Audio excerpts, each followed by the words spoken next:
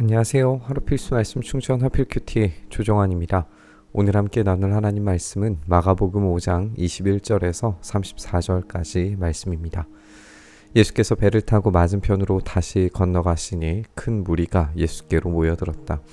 예수께서 바닷가에 계시는데 회당장 가운데서 야이로라고 하는 사람이 찾아와서 예수를 뵙고 그 발 아래에 엎드려서 간곡히 청하였다. 내 어린 딸이 죽게 되었습니다. 오셔서 그 아이에게 손을 얹어 고쳐주시고 살려주십시오. 예수님은 다시 배를 타고 맞은편으로 건너오세요. 이 예수님께서 바닷가에서 종종 가르치셨다는 것을 우리가 떠올려 볼 수 있습니다. 그런 점을 생각해 보면 장소의 배경이 다시 가버나움으로 변한 걸 겁니다. 또 우리에게 익숙한 큰 무리가 모여든 걸 보게 되죠. 이로써 다른 기적의 사건을 자연스럽게 기대하게 되는 것 같습니다. 회당장 야이로가 예수님을 만나서 엎드려 간청하는데 자신의 어린 딸이 죽게 되었기 때문에 손을 얹고 고쳐주셔서 살려달라 이렇게 요청합니다. 지금 딸의 상태는 죽어가는 중입니다. 이것이 굉장히 위급한 상태라는 그런 표현들을 우리가 읽어낼 수 있습니다. 야이로의 딸은 육체적으로 죽어가는 중이에요. 그런데 예수님께서는 사회적으로 죽어있는 또 다른 딸을 만나시기 위해 그 길을 가십니다. 그래서 예수께서 그와 함께 가셨다. 큰 무리가 뒤따라오면서 예수를 밀어냈다. 그런데 12해 동안 혈루증을 앓아온 여자가 있었다. 여러 의사에게 보이면서 고생도 많이 하고 재산도 다 없앴으나 아무 효력이 없었고 상태는 더 악화되었다. 예수님과 야이로 또 제자들이 큰 무리에 휩싸여서 이동을 하고 있습니다. 예수님은 계속해서 이리저리 밀리고 있는 중이라고 상상을 해볼 수 있죠. 여기에서 새로운 이야기가 하나 삽입이 되는데 야이로의 딸에 대한 이야기가 완료되지 않았음에도 불구하고 그 사이에 이 혈루증 걸린 여인의 이야기가 새롭게 시작되는 걸 우리가 읽게 됩니다. 두 이야기는 동시에 진행이 되지만 결과적으로는 하나의 이야기로 결합이 될 거예요. 일단 여인은 이 혈루증 걸린 이 여인은 여러 의사에게서 많이 고생을 당했고 재산도 없어졌지만 아무 효력 없이 상태는 더 악화된 상황이다 이렇게 표현하고 있죠. 그녀가 계속해서 이 피를 흘리는 상태라면 그녀의 어떤 신체적인 건강뿐만이 아니라 그녀의 어떤 부정한 상태로 인식되는 그 사회적인 그 문화적인 배경에 의해서 모든 접촉이 금지되었을 것이고 결국에는 이 사회적으로 종교적으로 완전히 고립된 처지였을 것이다. 우리가 쉽게 생각을 해볼 수 있습니다. 그녀의 이런 악화된 상태는 이런 신체적인 상황만 이야기하지 않고 전 인격적인 상태에서의 악화를 이야기하는 것이었을 겁니다. 이 여자가 예수의 소문을 듣고서 뒤에서 무리 가운데로 끼어 들어와서는 예수의 옷에 손을 대었다. 그 여자는 내가 그의 옷에 손을 대기만 하여도 나을 터인데 하고 생각하고 있었던 것이다. 그래서 곧 출혈의 근원이 마르니 그 여자는 몸이 나은 것을 느꼈다. 예수께서는 곧 자기에게서 능력이 나간 것을 몸으로 느끼시고 무리 가운데서 돌아서서 누가 내 옷에 손을 대었느냐 하고 물으셨다. 우리는 이전의 본문들에서 이 예수님께서 손을 대셔서 낫게 만드신 예시들을 충분히 참고해 볼 수 있습니다. 그 소문들은 분명히 유명했을 거예요. 따라서 이 여인도 손을 대기로 작정을 합니다.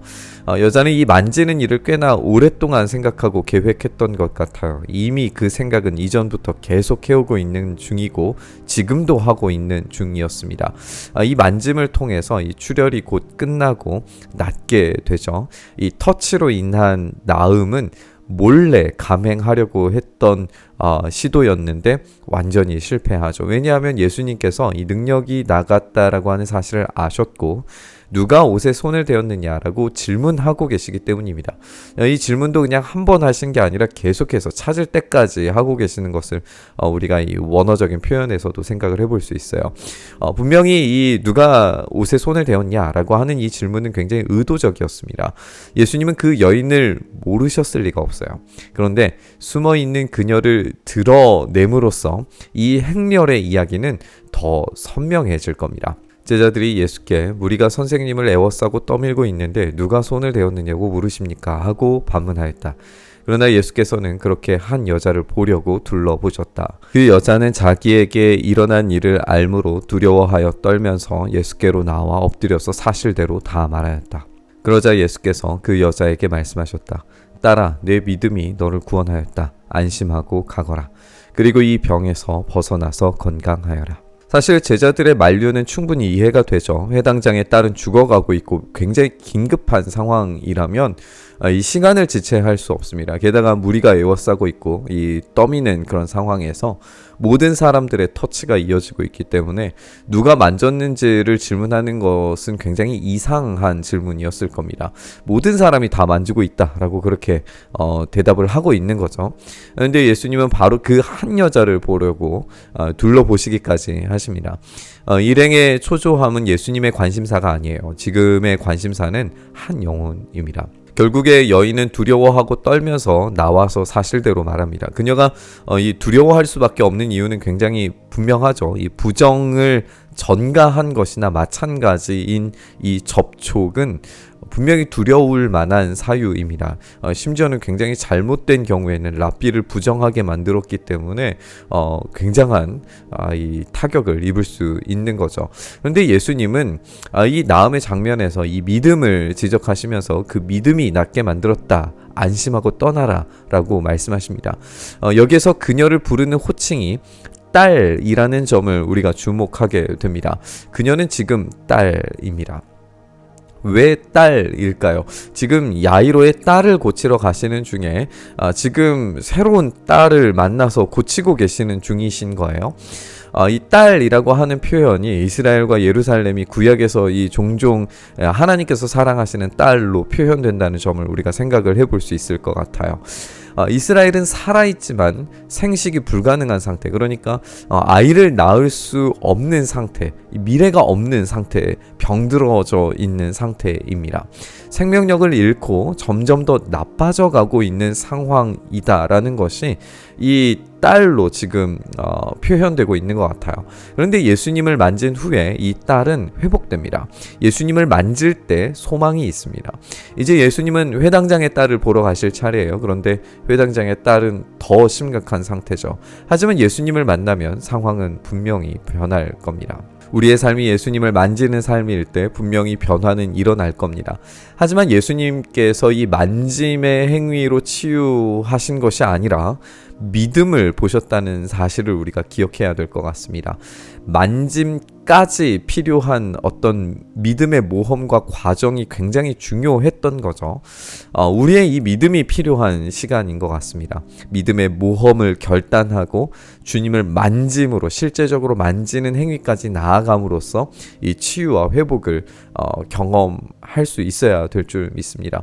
우리가 그것까지 나아가는 우리의 실행에 우리의 굳건한 믿음, 주저하는 믿음이 아니라 실행하고 행하는 믿음, 그것을 그 명령에 완전한 순종과 복종으로 나아가는 진짜 참된 그 믿음이 우리에게 필요합니다. 그 실제적인 만짐으로 치유와 회복을 경험했다면 우리의 믿음이 어떠해야 하는가 생각하게 되는 것 같습니다. 만짐까지 나아가는 그 믿음을 우리가 소유하기를 소망하면서 우리 묵상의 자리로 나아가시죠. 주님, 우리가 주님을 만지는 그 순간까지 우리의 이 믿음, 주님을 만지면 나으리라 라고 하는 이 소망을 붙들고 주님을 만나는 그 시간, 주님과 함께하는 시간, 주님과 함께 연합하는 그 시간을 간절히 애타게 바라며 주님 앞에 나아갈 때 우리를 고치시고 회복시키시며 온전케 하시며 그 모든 상황들을 뒤집으시고 바꾸시는 주님의 놀라운 능력을 경험할 수 있도록 주여 우리 가운데 역사하여 주시옵소서.